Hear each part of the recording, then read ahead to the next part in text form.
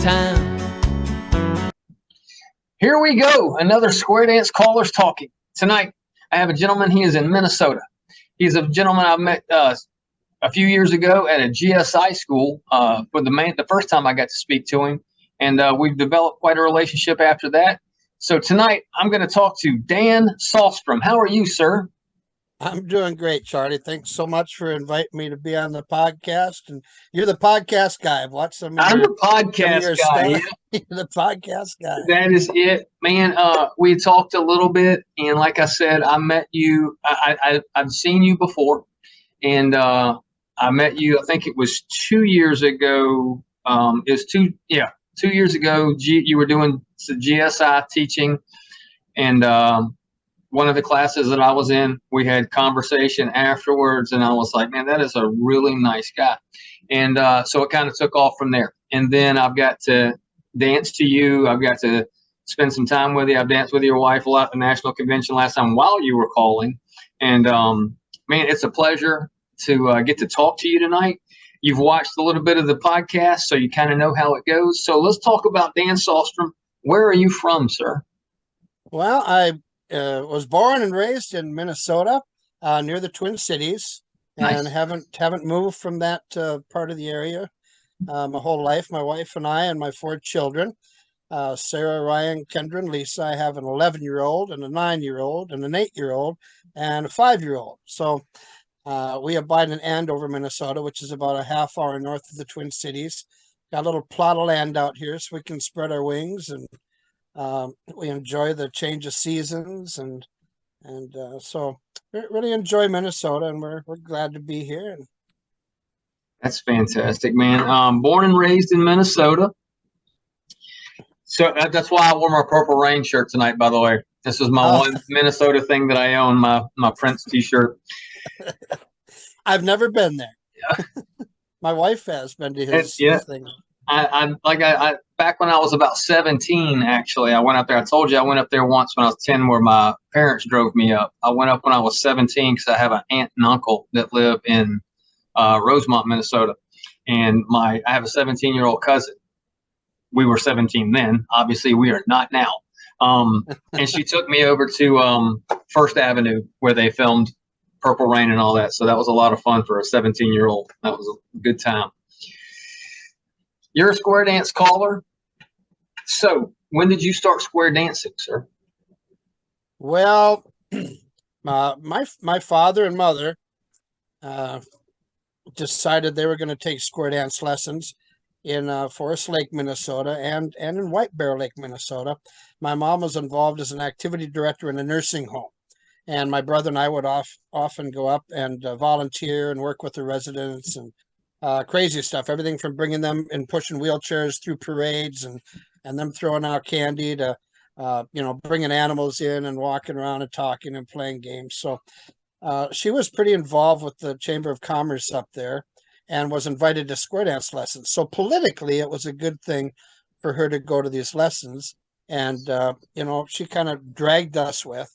And many of us have heard the story. You drag the kids, you drag the husband with, and then they wind up enjoying it, and pretty soon they're the ones dragging, everybody in. And that's kind of the way it went. So I was 12 years old at the time, and in January of the lessons, I turned 13. So I started dancing when I was 12, and started did my actual first hip when I was 13 years old. And we went to square dance classes twice a week. We went to Forest Lake. I think it was Monday, and I think Thursday nights was White Bear Lake Square Bears. So not that we couldn't learn from just, one night a week, but we really enjoyed it. So we went twice a week, and 2 different callers with completely different styles. One was kind of a woohoo, hooting, truck driving cowboy guy. Yeah. And the other guy, he had his microphone and maybe a little horsewhip on the other end in case you weren't doing the right thing. He'd give you a tap on the butt to, you pay attention, and this is the rule for the call. So one guy was kind of fun and not so great on the particulars of the teaching and what the rules of the call, and the other guy was, this is how you behave, and don't be twirling unless we have time. We don't do that stuff in class. So we kind of got both ends of the spectrum when we were learning, and I think it served us well all these years to enjoy the the excitement and the enthusiasm of it. And yet I was also trained as a beginning dancer to understand how the calls worked and how you got where you were going and the importance of knowing that. So we got involved, pretty early. It was 1978, and I did my first caller school actually I did two caller schools in 1979, but the fun caller, the truck driving hootenanny guy, like I said, wasn't, the best choreographer and knowing the rules. He was the fun guy, and he only probably had about 10 singing calls that he knew.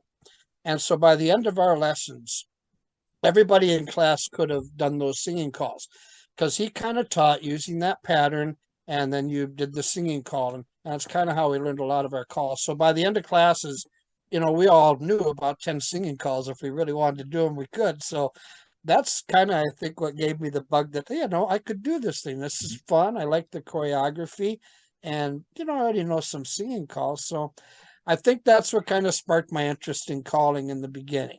So that was back in 1978. And in 79, we had a local caller named Warren Burquam, and he ran a caller school every year out in Burquam's barn. He also held dances out there. And, when we went to caller school in the old days, we sat down and we learned step value timing, how many steps and how many beats of music it took to do a swing through and a do-si-do and Ferris wheel. And we had to write our, singing call patterns down using that step value timing. And where do you swing your corner and how many steps is it going to take you to promenade home? And you timed out your singing calls and you wrote your choreography. And so it was pretty intense back in my day you had a lot of assignments to do. And, we talk about modules and writing equivalents. And so that was, when I started cutting my teeth on this, it was a lot of work, but I enjoyed the choreography, so we bit in.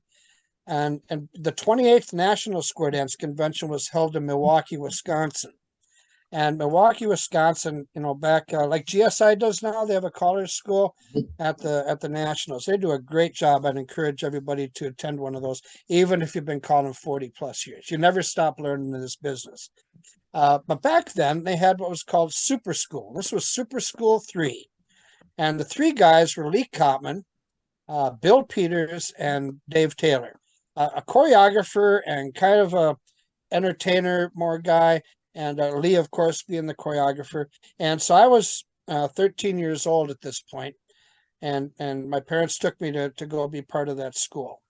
And I still remember to this day that Lee Kottman would get up there, and he'd put those dancers in, once removed interlock triangles and say, all right, you got 5 calls to put them in a standard line of 4. And, I did a pretty good job at that. He was pretty impressed with me as a 13-year-old kid. And, so I really, my introduction to this activity was really especially choreographical, and understanding how the calls and stuff work. So that's kind of the beginning of my story. Very nice. 79 caller school. And not to jump ahead, but you're working on your accredited caller coach now. Is that correct? I am working on my accreditation through CALLERLAB. Okay.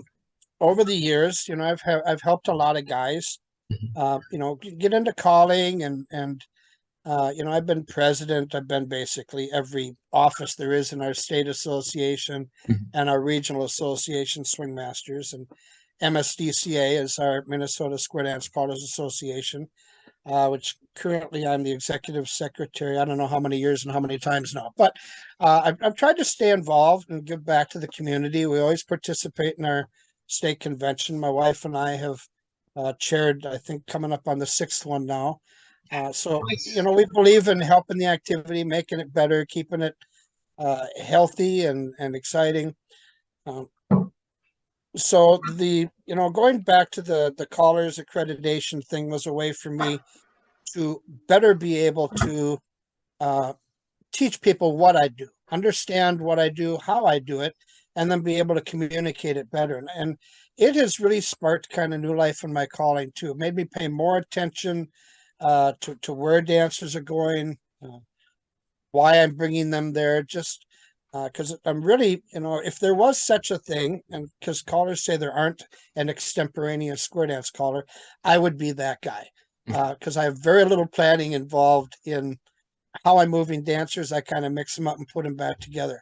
So the callers accreditation program requires me to do 200 hours of callers schools, and so GSI has been part of that. And I went out to the Northeast Callers School with Ken Bertuzzi, which is a great program as well. It's phenomenal. 3 full-time schools now, and it's really helped my calling, helped me better understand what it is that I am doing and be able to put a name on it, and help share it with guys that are trying to figure it out or just beginning, or old timers. So yeah, I've really enjoyed that commitment I've made, and I'm getting a lot out of it myself. that's great. I've talked to several callers. Some of them also working on their CALLERLAB, their caller coaching stuff, and some that are already accredited. And it's just that it makes you better, but it's also, no matter how long you've been calling, it's like you said, it is for somebody who's been calling 3 years or 4 years, but it's also for somebody who's been calling 32 years. You can always learn. I talked to Vernon Jones, and one of the things he said is, never stop learning, regardless of how long you've been doing it, because you can learn something, so you absolutely have to do that. And I do appreciate it. Like I said, you did have an influence on me 2 years ago when we first met at the GSI school, and then since then. So good luck with that. I know you'll come through that. And so you're doing a lot of good work with that. So you're an extemporaneous caller. I started off, I used to ask people, are you a memory, module, or a sight caller? And of course, everybody's like, I'm a little bit of both. I'm a little bit of all. And Yeah. we all are. I get that. So you started off doing singing calls, and but you were more into the choreography. Do you enjoy doing patter or singing calls more right now? In my mind, I think singing calls are more the entertainment portion of square dance calling. I think of them as more mainstream and plus things. I use them at advanced, and actually used to do singing, at least one singing call at my C1 dance, because certainly you can put good material in and make them interesting. But it's more the entertainment and how you present the material, which is why some callers, succeed more at challenge, because maybe that's not their gift, right? Is singing and interacting with the crowd, and maybe they're more choreographical. So the choreography intrigues me, and I kind of started actually when I completed lessons to get calling practice.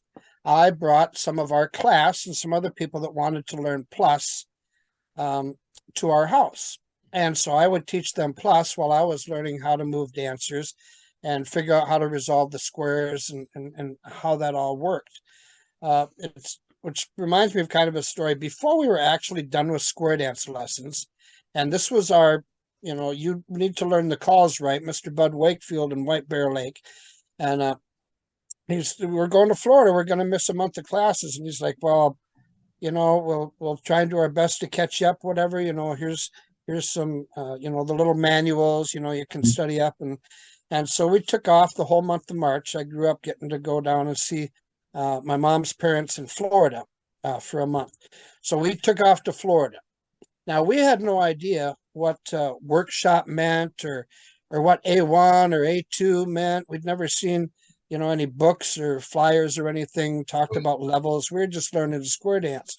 So Mom decided, well, if there's square dancing here, there must be square dancing down there. So she went to their Chamber of Commerce and got a little book and talked about dances. And there was a couple of dancers, a couple of callers down there, Art Springer and Singing Sam Mitchell, both of who held their dances. Well, we had no idea what A1 workshop meant. And Singing Sam, actually, I don't think the man ever had a list except his own for what level he called. You Okay. go in there and you were going to do Wind the Bobbin at a Singing Sam dance, whether it was a level appropriate or not. You're going to workshop and you're going to dance. So we took off and we went to this, I think it was A1 workshop group with Art Springer, maybe was before Singing Sam. Needless to say, we went in, and of course, we knew about it's January, so we knew half of the mainstream calls maybe were delving into them. And we walked in, and they're calling Relay the Deucey and Diamond Chain Through and all these, oh, Spin the Windmills. We had no clue, but people were very nice to us. Goddess and Squares, come in here. We're going to split you up. You dance with us. And the end of the night, they're like, you come back now, you hear? And we're like, well, thank you, but we're really lost. It's like, no, we want you to come back next week. So mom went out, a little more research here. And my mom and dad found the Burleson Square Dance Glossary of Calls. Have you seen one of those, Charlie? I have not. Okay, well, the Burleson it's a book about, it's 8.5 by 11 plus a little bit. And you open it up, and I think at that point, I don't know, there was 1,500 calls or so in there. And you really didn't, it was alphabetical, it wasn't done by level. So you'd looked up the call, wheel, and deal, and then you read a description. No nice pictures or anything. Here's how it works. So one of the calls we were struggling with down in Florida was Load the Boat, because you got that center's pass through, face out, trade, pass thing in the end, people walking around the outside. Well, those things were just foreign to us, people doing two parts of calls depending on what position you're on the square. So I pretty much picked it up, as a 13-year-old, Yep. right down in class. Right, it's March, so we've done most of the calls, I guess, for that month of March. Hadn't graduated yet, but so mom and dad went out, and they're by the pool in this campground where we were staying in Holiday, Florida, and they're doing all right. Pass through, face out, partner trade, pass through. Now they got 6 phantoms and those two trying to work out the center's part of Load the Boat. And people walking by just looking at these people as they go. So we were all intrigued by the choreography and kind of thrust into higher levels. We came back in April, and of course we were dancing all of the mainstream calls, plus a lot of plus, and knew what Bud Wakefield was calling curse words now, because we knew how to twirl on right and left grand and do a hip bump and all those things that displeased that man quite a bit. Now, the Jolly Promenader group in Forest Lake was pretty impressed with us. We know all these calls, and fun caller Ed Conlon was like, woo, now you're dancing. But that kind of sparked us into, we enjoyed the choreography. I know a lot of callers are like, oh, levels of what ruined square dancing. If we only knew mainstream, we'd have probably got bored pretty quick. And we'd have danced once a month probably and stayed in it, but we wouldn't have been going, 3, 4, 5 times a week like we wound up doing, and learning through C1.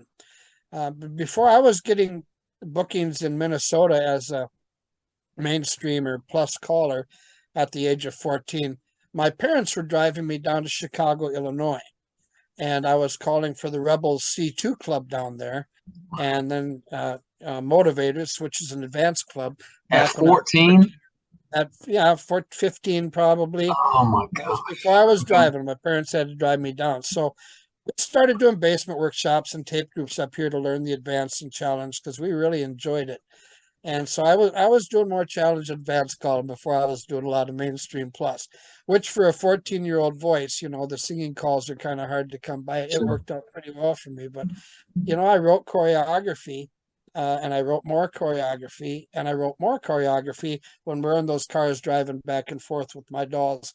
And that's really, I think, where I learned to move dancers, and get them where I want them pretty darn quick, depending on what level I'm calling and what calls I have to utilize. Get pretty creative.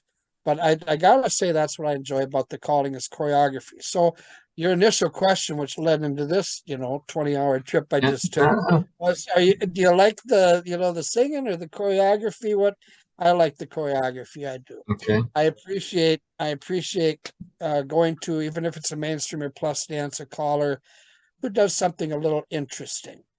It doesn't have to be hard. It just has to be something besides all the standard modules we used to. After spin the top, you don't have to call right and left through, right? A recycle or a hinge or a pass through, something different. So I appreciate callers that make a little effort to, not all the time. You don't want to beat up dancers, and especially singing calls, let them dance, lay it off a little bit and let them enjoy it. But I'm a choreography guy. That's what I like. I Very love good. to teach, and I love to get dancers to understand how it works. That's my thing. Very nice. I kind of thought you were going to go that way with the choreography part of it. And that is really good because, as most, they start with singing calls, and then some of them get comfortable in the singing calls, and they're just like, "Hey, how about I just do this?" And you can't. I can't. I want to say it was Tony told me a long time ago at one of the schools that I'd gone to with him. I think it was one of Ken's schools in Atlanta, and Tony told me, he said, "People enjoy hearing singing calls, but they come for the patter." It was something to that effect. He was like, if you really want to pull people in, you've got to be able to do good patter, because lots of people can sing. Some people can't, but lots of people can sing. But there's very few that are really creative in patter choreography. And you have to, just like you said, you've got to push dolls. You've got to mess. Of course, now you didn't have it then, but you've got Taminations and these other programs that you can do it on the computer. But it's something you have to work at. Yeah, I mean, Jet Roberts, he told daily he still pushes dolls to this day. And that just blew me away when he told me. I was like, this guy, it's nothing but choreography. He's amazing, and he can sing, but he's still pushing dolls. So you got to work at it, and that's the caller coach coming out of you. I can see that there, telling people that you still have to work on the choreography. How high do you dance and call right now? My wife and I dance C2. I don't call myself a C2 caller. I wouldn't take a C1 or a C2 weekend. I would take a C1 weekend with a couple of C2 sessions, maybe, or star tips, because I'm comfortable at that level, but I can't juggle it. And by juggling, I mean, I use those calls when I need them, from where I need them, and I know where they put me. And the confidence isn't at the top of my chart for C2. So I wouldn't take that booking. So I'd say C1 is what I call very comfortably. I do it weekly up here. I have an advanced club and a C1 club that I call weekly for caller run stuff. So those are things that I'm very proficient at and comfortable with, as well as rounds through phase 3 and 4. But so I'm a cue rounds caller, too. not a round you rounds cuer. also. Okay. I do cue, but I wouldn't call myself a cuer because I can't teach them. I can show people moves, but I don't understand the intricacies of each of those moves. So, but timing is a gift for me. I've never had to work hard on it. It's there, and I sure appreciate that, because I know a lot of guys that work really hard to try and time things, and they got to work on it. And so I've been blessed with that. One of the things, we all have gifts, and then there's things that we got to work harder at. Sure, you have to put in the work. That is for sure. Yeah. Yeah, I'm talking about working and the caller school and the accreditation. It's you do to stay interested in it and proficient at it. It takes some work, and even some of the things, what I've learned is I'm coaching some others and studying myself and learning the new terminology for the formations and that, is I find myself working harder at the things that I've told everybody else always to do. They're more in the forefront of my mind. Things like, not necessarily planning an entire dance, but one of the things that kind of annoys me of going to a dance with a caller is getting the same tip 7 or 8 times in a row. Okay, you change the music, that's a great tool. Change of music is a great tool. Makes the calls feel different, and we've learned about the rotation stuff. We have some of those things, but one of the things that I think guys could really concentrate on and make their dancing better, like you said, Tony or whoever it was, they come for the patter. And a lot of dancers do. That's where you can kind of mix it up. But if you have a little bit of a theme to each tip, I think it really helps. And one of the basic things that I really try and concentrate now at each level I call. First of all, if I'm calling a whole dance at a level, I want to use every call on the list. Maybe not a bunch, and maybe not from every position, obviously, but I want to make sure and call them. I don't want to be the guy that says, oh, we don't know Crossfire. Nobody ever calls that. If I'm going to dance and somebody has trouble, you know, if the floor has trouble with Crossfire, guess what I'm likely to do? Well, that's definitely going to be a featured call for one of Very my nice. tips. Yep. And I'm going to use it a little bit every tip to make sure, because, you know, if dancers are weak on something, we've all always heard it's the caller's fault. Well, the longer I call, the more I think, you know, they're probably right to an extent, because we're not utilizing those calls so that they're comfortable with them. So instead of staying away from it, although if I'm doing a guest tip at a convention, I'm not, you know, going to put myself in harm's way. But um, if it's my dance, I'm going to try and make the dancers a little more solid on that call by using it. And then each tip, I'll pick one or two calls. Do I ever call crossfold? Well, let's make sure that I call that. Or if you're at Dancing Advanced, a lot of callers don't like to use zigzag. You know, so I'm going to make sure that that's in one of my tips. I'm going to call it a few times just to make sure the dancers are getting all the calls on the list. And then by featuring a couple each tip doesn't seem the same, right? And then, of course, you know, have some get outs that you know, so you can switch it up a little bit. But so that's something that I appreciate the caller school has gotten me to look back and say, you know, all the things we tell other folks to do, are we doing them? Right. You know, we have a lot of knowledge, but are we utilizing it?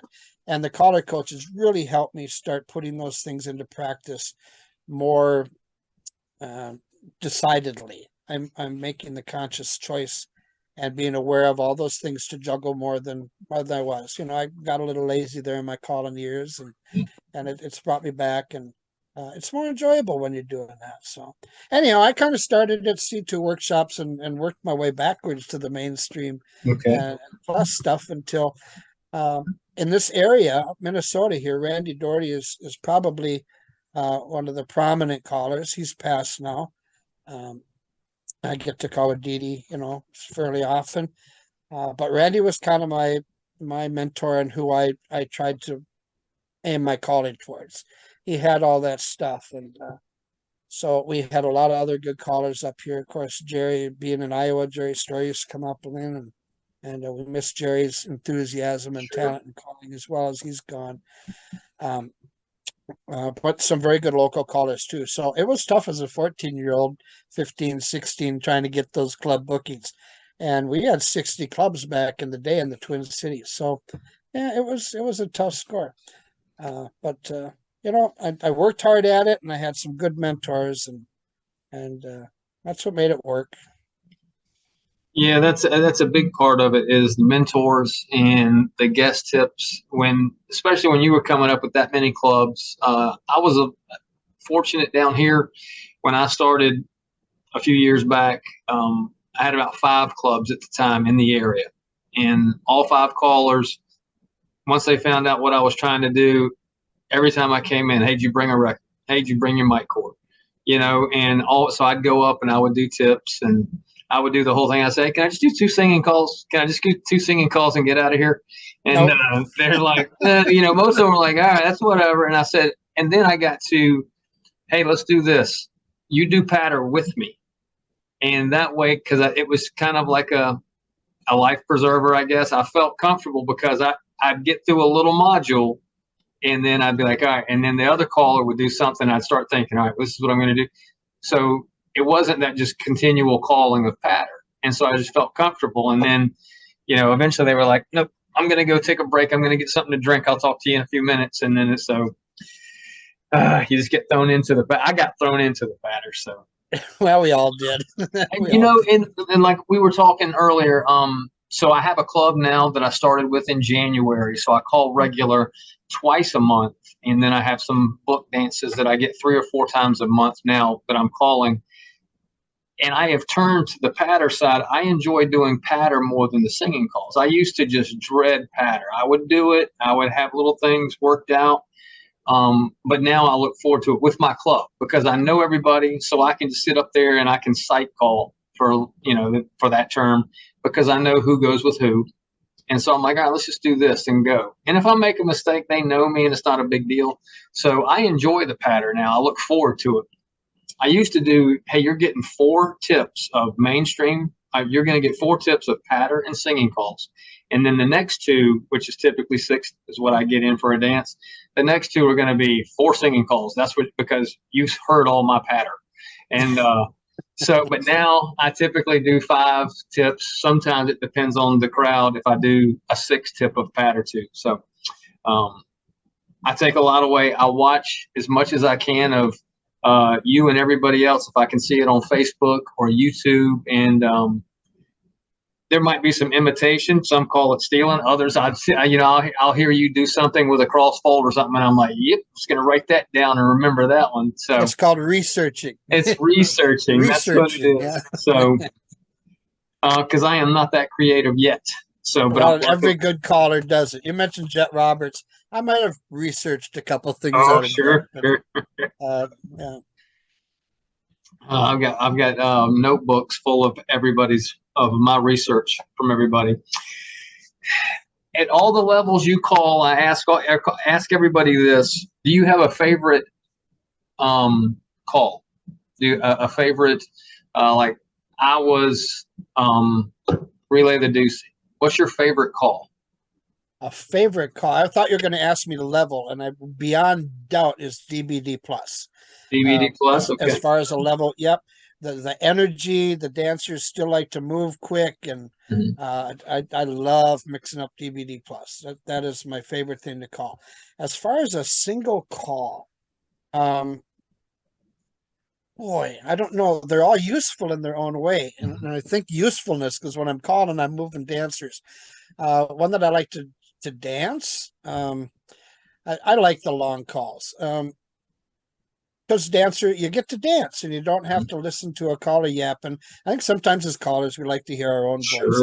Or we give more helper words and helping stuff than we need because we just get in the habits of doing that. That's one of my pet peeves. Right and left through and turn that girl. Well, if you don't say that, are they not going to do it? Or why? You know, I'm the guy that says be purposeful about everything that comes out of your mouth. Are you trying to be funny? Do they really need a helper word? Then toss it in there. Or do you need it to try and keep your timing? And okay, you know, once we grow up, we can put those childish things away and not yap all the time. So I like the longer calls. I like the Deucey and exchange the gears, and it gives people time to play and let loose a little bit. So I guess I would choose something along those lines. Or sound effects are fun. Dancers like to make them track twos and load the boats, and so I probably one of the reasons that plus is my favorite level to call is, you got more of those long calls, and let the dancers go for a little bit and find the right piece of that patter record you have, and turn up the music a little bit on that good part and let them dance. So I'd go with you. I'd go exchange the gears or Deucey or load the boat. Something good long call. Relay the shadow if you're up at C1, or spin the windmill if you're in advance. But yeah, definitely a plus guy. That's my landing point. I agree. That was one of the reasons when I was thinking about it. I like Relay the Deucey because, first of all, and I'm sure you've experienced this also, a lot of places I call, I'm on the floor with everybody else. There's not a little stage or anything. And so I typically, being 5'5", 5'6", whatever I am, there's a 6-foot man in my number one position right in front of me. And so, I can only see so much. And but when I'm on a stage, when I call Relay the Deucey, just watching the people, I just like the motion. If a square that really does it tightly and goes in the proper steps and everything, it's beautiful to watch. I've had some people say grand square, and so it is. And you get to dance, and the caller can just be quiet for a few seconds. And so, and it gives me time to think, what do I want to do next? So, okay. Well, that's a good point there. But yeah. I remember the old days. You go to the national convention or even the large state conventions, and, they had the big ballroom, or a lot of times you'd be in the auditorium and there'd be stage seating. And you go up and you look down in the days when everybody wore the petticoats and all the different colors, and they match with their partners. And it was like a kaleidoscope. I'm not a big promoter of costumes. I think, you know, that research has shown us that people kind of shy away from them.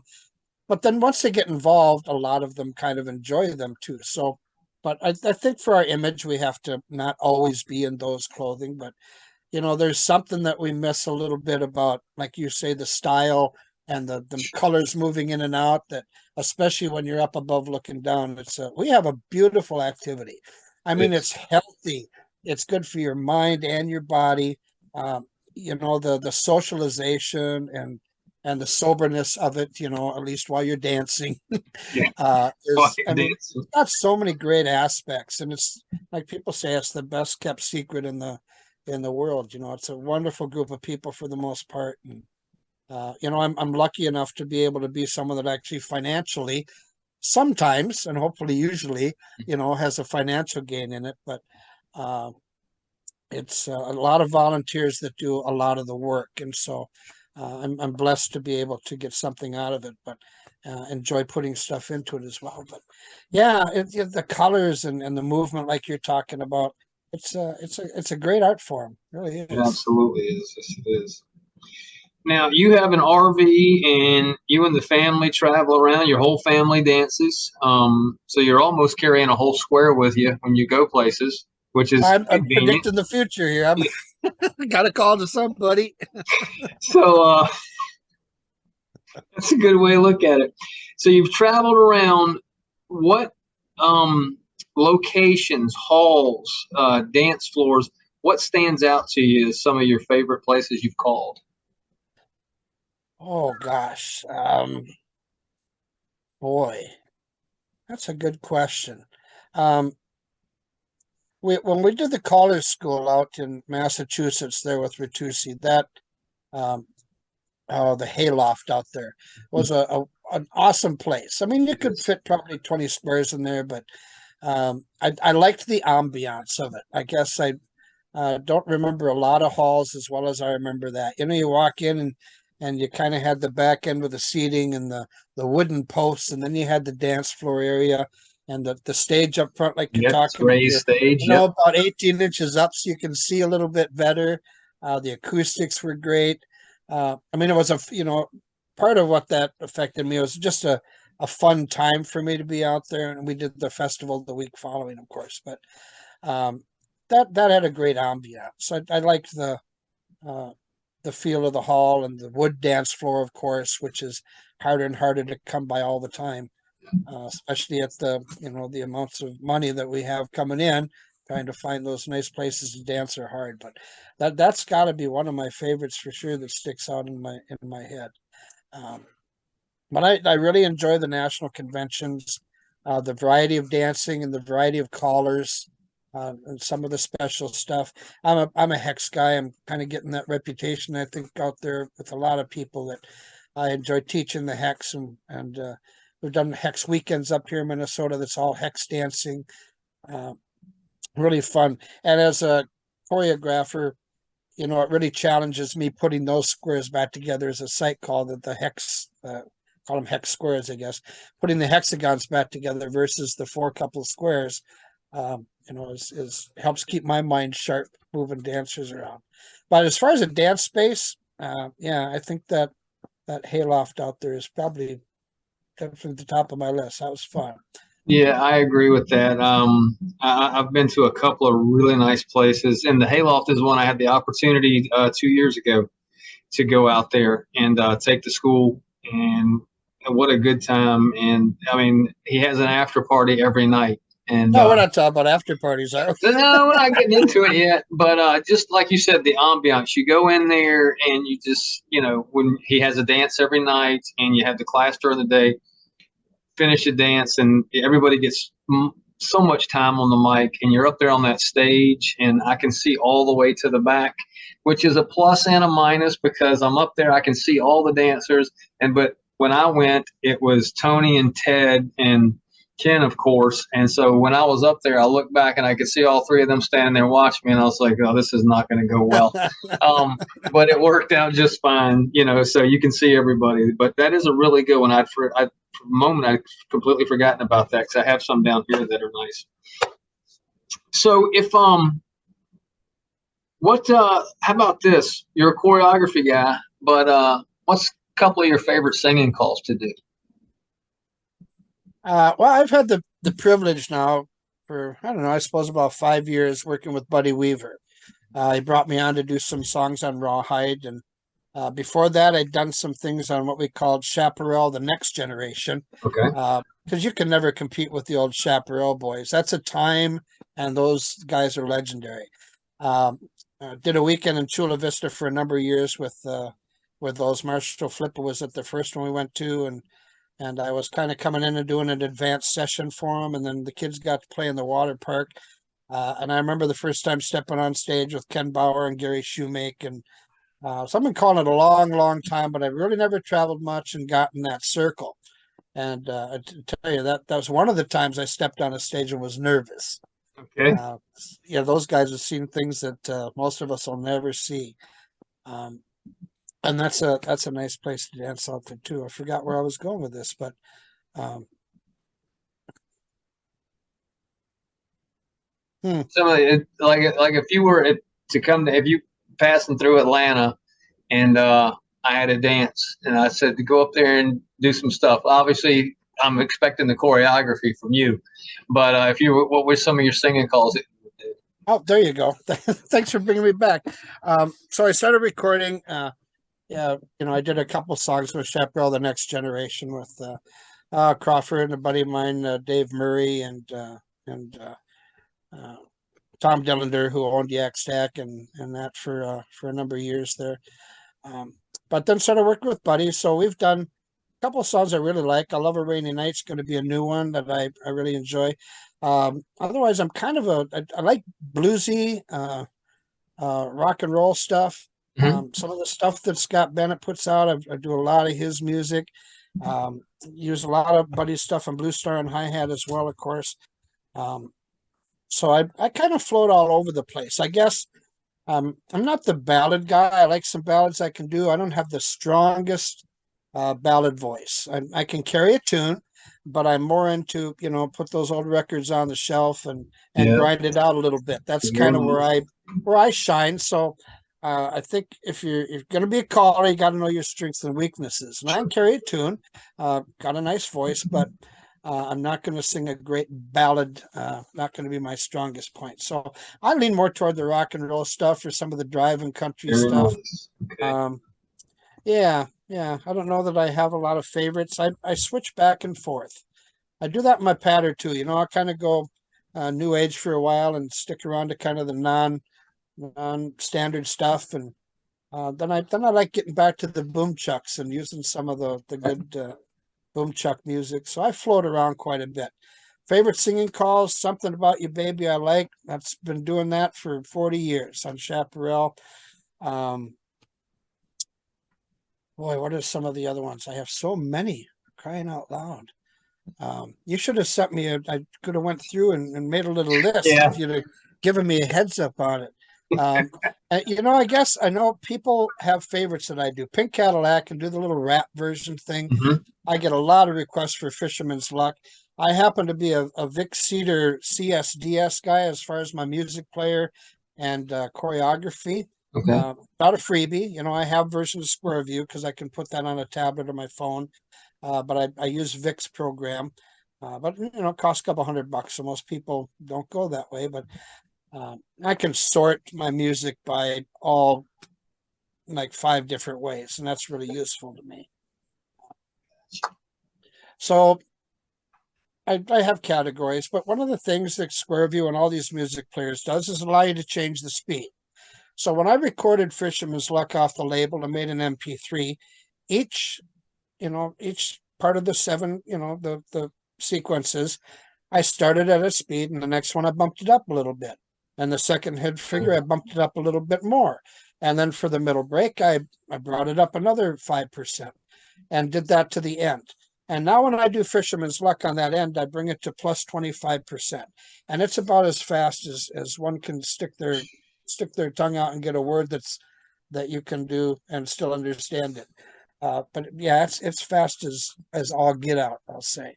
So I get that requested quite a bit as from dancers. I would love to hear that. That's amazing. That's good stuff. It's pretty fast. I've done it with a lot of guys, and they have trouble keeping up with it. So I'm float all over the board with my singers. You got to do some ballads and let people relax, and so control where you're going with the energy of the dance. But I'm more of a grinder out guy. That's what fits me a little bit better. Good to know. That is, man. But I'll sing a ballad with you anytime, Charlie, if you want. Okay, absolutely, because I nice will, love song to each other. we will absolutely do a ballad together real soon. We will not do Fisherman's Luck. I've tried it once and it was a disaster. So, and I tried to drop that at a Georgia State convention, so it was even worse then. So, whoops. but absolutely do a ballad together. That's when you practice at the home club, Yeah. And you got to appreciate those people as that's the hardest job there is.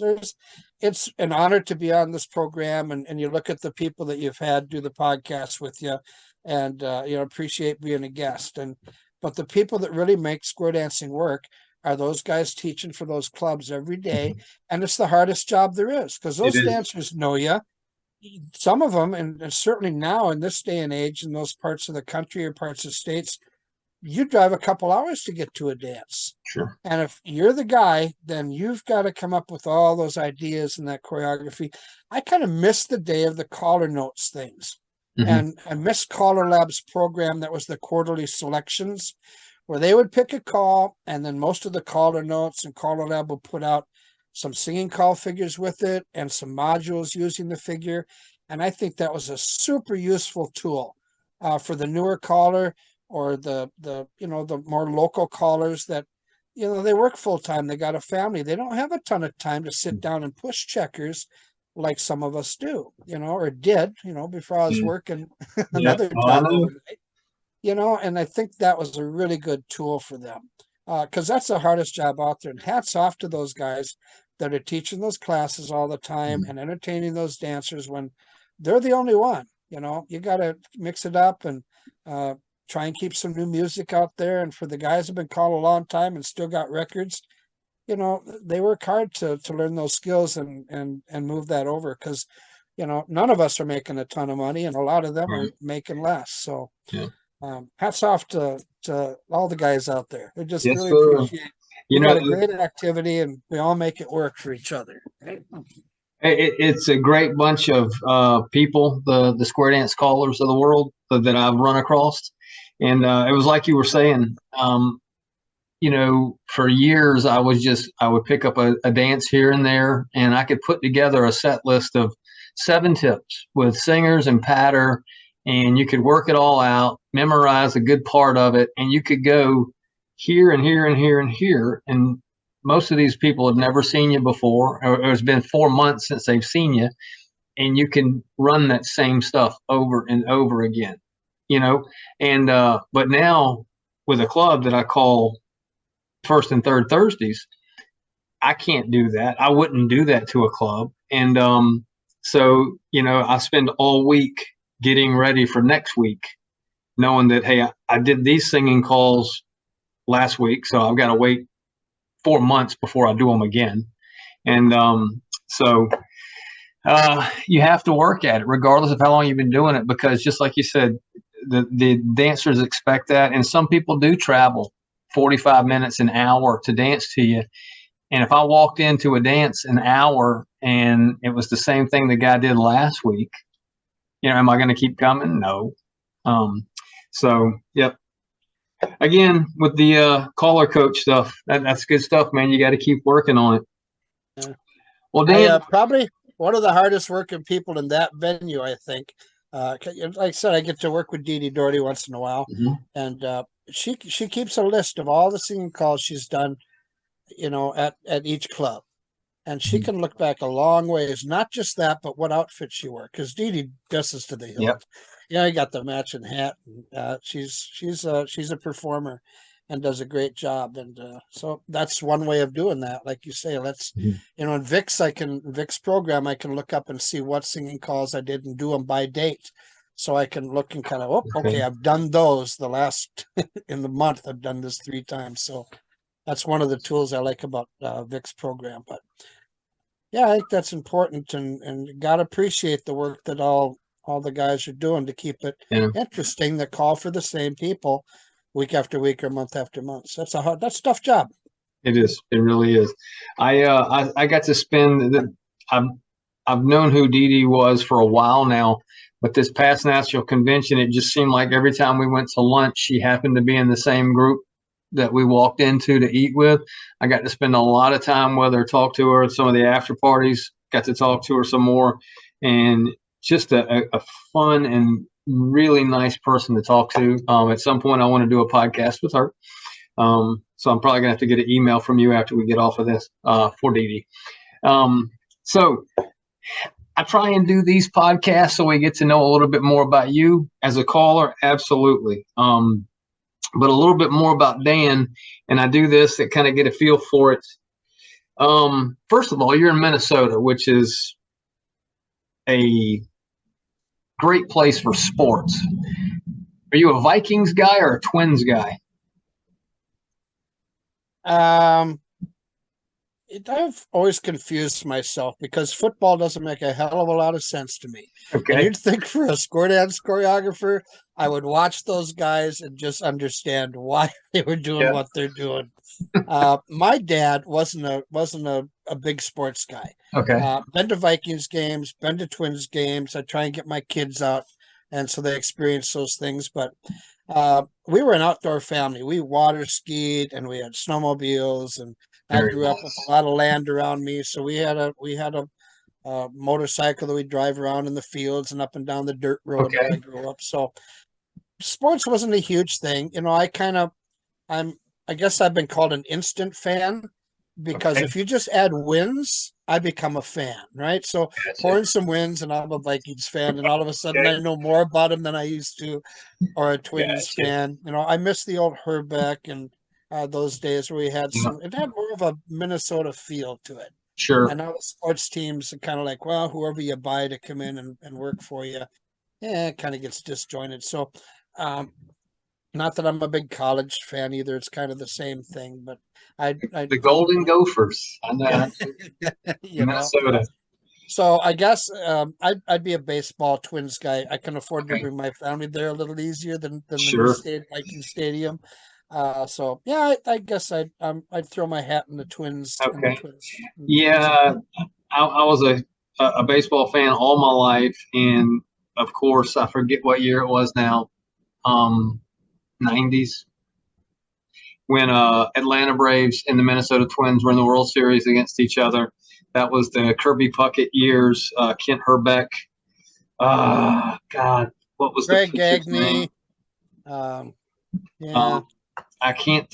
Jack Morris was one of the pitchers for Minnesota, and they broke my heart because they beat the Braves that year. But that's another thing. Um, well, I know you'll be a TV and movie guy, and I just ask everybody this: if you had a choice between Footloose and Dirty Dancing, which one do you prefer? Is my wife in the room? Footloose, but she's a dirty dancer. So Okay, good, good. Well, it's good to have opposite sides like that, Footloose and Dirty Dancing in the same house. Very nice. we Nothing work well wrong. as a team. If My you had wife to is choose, awesome. I got to give a shout out to Janet because I tell you, to manage, we homeschool, and to keep me in line in my schedule and where I'm going at different times.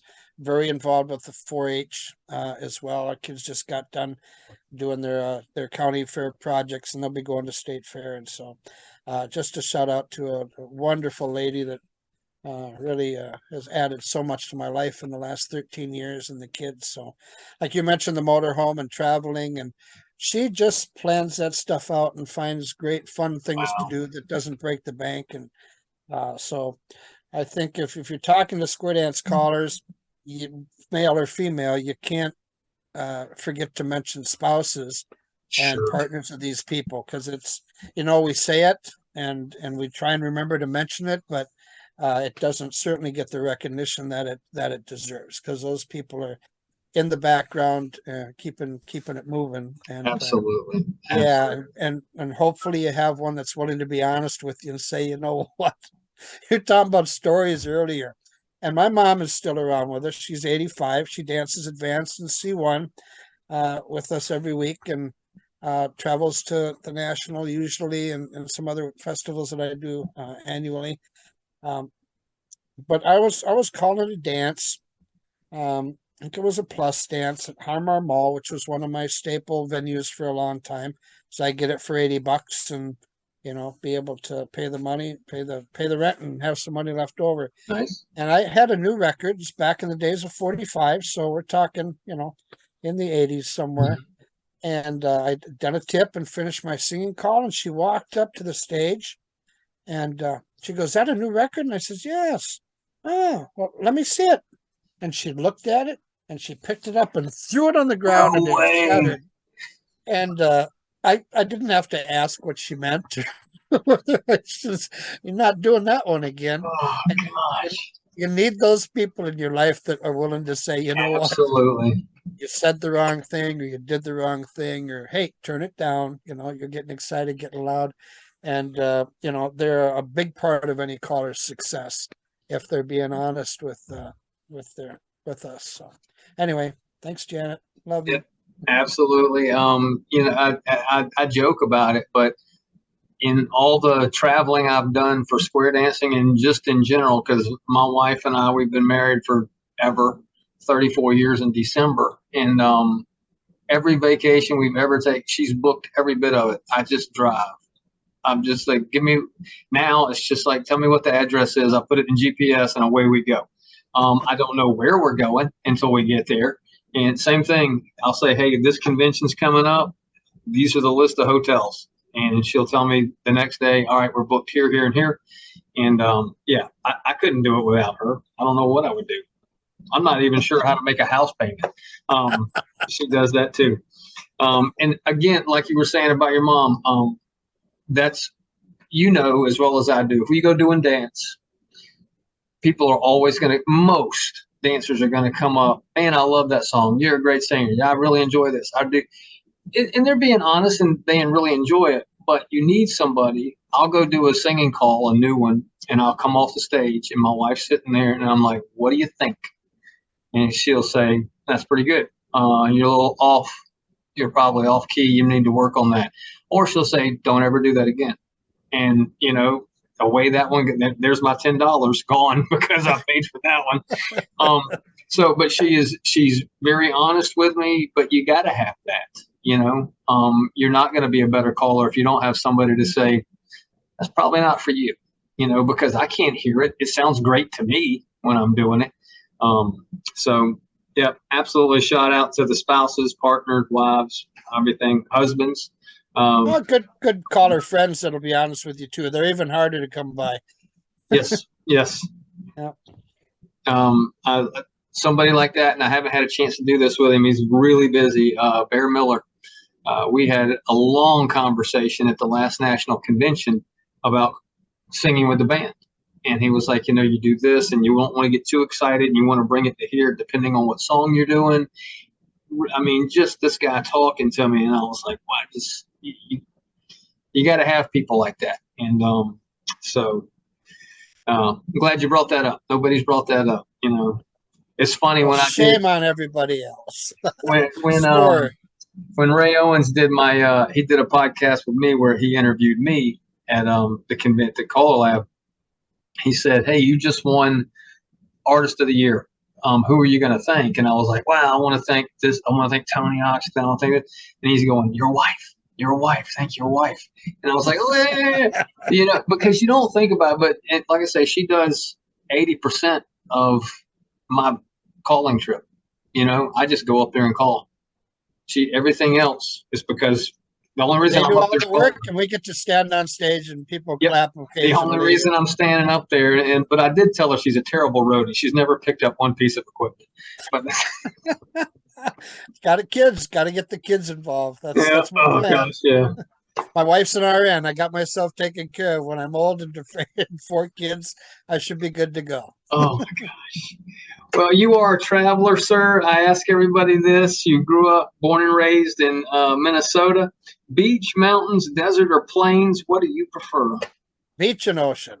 Beach and Absolutely. ocean. I love them all, but I grew up going to Florida every March and have wonderful memories of finding shark's teeth on the beaches there and going out to the sandbar and rubbing my toes in until I found sand dollars and Very walking along the beach with my mom's mom, my grandma Alma, and finding whelk shells and What part of all the Florida? olive shells, all kinds of different shells. But Where were you in we were Florida? Gulf Coast, Gulf Coast? Holiday, Tampa side. We're up around Tarpon Springs. Okay. Did deep sea fishing down there. So grew up playing in the waves and grew up on a lake water skiing. My dad was a trick skier. So we had skis with no rudder on them, and he could go backwards, and then he'd go backwards and drop a ski in front of the house and spin around on one ski. And so I grew up in the water and like to take the kids to the water parks, and we hit the ocean whenever we're close to one. And Jenna puts up with that. It's not her favorite thing, right? She All grew right. up on the farm, and but she gets us to the mountains, and we get to Civil War sites. And like I said, we're homeschooling, so Okay. she does a wonderful job, infiltrating that into our vacations and yet keeping it, fun stuff for the kids at the same time. She's a wonderful woman. I'm so blessed. But me definitely, I'm a water guy. Give me a beach and Very some nice. water, and yeah, I enjoy that. We certainly share that, sir. That is for sure. I love that. I like the mountains. Don't get me wrong, but absolutely, I would rather be sitting on a beach than sitting in the mountains. Yeah. Except during hunting season, I'd rather be in the mountains. But that's another story. So, well, man, what do you've got a couple of groups you call for at your house and in the area. What you got any other big dances or anything coming up this year, next year that you want to put out there? Oh, there's kind of new in my calling career is kind of Texas and Arizona and Oklahoma. Uh, Been down there and heading back down to Texas again for Mid-Tex and going to work with Mr. David Mee out of California and looking forward to that. We do Chula Vista up in Wisconsin every year, plus weekend with Kurt Braffett, and Tom Manning did that with me this last June because Kurt was doing Kansas State Festival. So not some regular stuff, but yeah, we travel, go here and there. I'm going to be heading over to um, Mr. Tom Davis and Jack Platty's. We're going to do that Butler Bash, I think. Okay. Yeah, so some fun weekends. I enjoy working with a lot of different guys, and it's you learn so much that way as well. You're talking about researching other callers and dancing to other callers, and I think that's really important too. I think dancing. If you're a caller, you got to get out and dance. We got a lot of local guys here. When we have, I bring in some guys for some weekends up here, and you have a fellow like Hunter Keller who's got a name and a great voice, and he got where he got for a reason. So when those guys come into town, you need to get out and dance to them. I think Sure. callers need to dance more in general. I would say my wife and I go dancing a lot, even locally and our local callers, and not to go call a tip or anything, but stay in touch with the community and keep our roots down. And one of the best teaching tips I ever learned was going to a caller who was doing a demo thing. My wife was president of our federation. We decided we have to go out and visit all the clubs and dance to all the callers. And so we saw this invitation and we went down, and he was doing an introductory, dance at a VFW. And he got up and he was going to teach Grand Square. And I thought, oh my gosh, I didn't have a great high opinion of this guy and thought, Mhm. oh, I hope this goes okay, because you're concerned about people's Sure. introduction to your activity. And he got up and he said, now, before we do this grand square, I want you to look at your partner. Look at her good. And okay. And he said, now look back into your square and look straight across from you and look at that person. And look at them good. Memorize that face. And he said, now those are the only two people I want you to think about when we do this call, because you're always going to be looking at one or the other. And he said, when I say the word turn, I want you to find that other person. And so he had him practice. He's like, turn, turn. So dancers are going from facing their partner to their opposite. And then he said, all right, we're going to do this called grand square, just the sides turn. Here's the rule, 3 steps, and you walk away, either put space between you and your partner, or if you're away from them, you walk toward them. But we're going to make a square by walk and turn. He said, take 3 steps. And this man, that was the only word he said until he got to reverse. He said, walk 2, 3, turn. And they found that other person. Walk 2, 3, turn. Found that other, got home. Now don't turn. I didn't say turn. Now we're going to go back the other way. And in about a minute and a half, he had a whole room full of brand new people doing grand square. And I'm like, I've used that ever since. Wow, And I've had so much success. So I don't care where you go or who you dance to, you can learn something. And like we always say, maybe it's something what not to do, but you know, keep your eyes and your ears and your heart open, and everybody got something to offer, you know. Sure, absolutely. So I really think callers should dance more at conventions. When you got time, get up at the live band and dance. Don't just rub elbows. Get out there and dance too. So, but I'm lucky to have a young wife who really enjoys dancing a lot. So I probably dance more than I would choose to, but Sure. we still get out a lot and dance when we have the time. Good. Yeah, yeah, that's one of the jokes that I always heard is once you start calling, you stop dancing. And for the most part, it's not very off, because just like you said, especially when you go to a convention, you see a bunch of people that you haven't got a chance to talk to since either the last convention or something else down the road. So when you're standing there waiting for the band or whatever, you're just going to stand there and talk. You're not going to run out there and get in the square. So yeah, you need to, go out and support the local clubs, and if something that's 20 miles from you, whatever. Even if you don't know the caller, get out there and go call. Even a better reason to go if you don't know them or haven't heard them, right? Absolutely. So yeah. Okay, just like you said, I'm going to pick something up. I'm going to go write something down when I get home that I've heard. I'm gonna usually forget it before I write it down, but yeah, I have a lot of gotta remember that. Oops, what was this right here? If you watch me at the national convention before I would dance, when I was dancing with your wife, I'd go up there, I'd put that right on the stage, and I'd walk away. And when I come home, I'd just start writing. All right, I got this, I got this, I got this. So I pick up a lot from that. Well, man, can you think of anything else you want to talk about right now? Oh gosh, I don't know. I love to teach. The choreography and how to get dancers. There's so many ways that people learn, and some are visual. I'd encourage guys to show calls, right? A lot of people, if they can look at it first, Taminations is a great tool, but it's hard for some people to follow with just boxes and circles. And so in my teaching endeavors, I'd relate it to other calls and certainly demonstrate the call, not just talk about it. And but yeah, I don't know that we really missed any aspect of calling in that. Well, brother, we will absolutely do it again. I don't know when we're going to actually get to be in the same building currently. I know we have CALLERLAB next year, and of course the national convention's behind that. Milwaukee will be close for us for a change. Yeah. So do you have any over the next few months? You don't have any traveling plans for coming south? You talked about your wife making all those plans for you. I know where I have to be tomorrow. I got you. Again, back to this. I can look at my phone because my wife's like, put it in your phone. Put it in your phone. Well, so, there you go.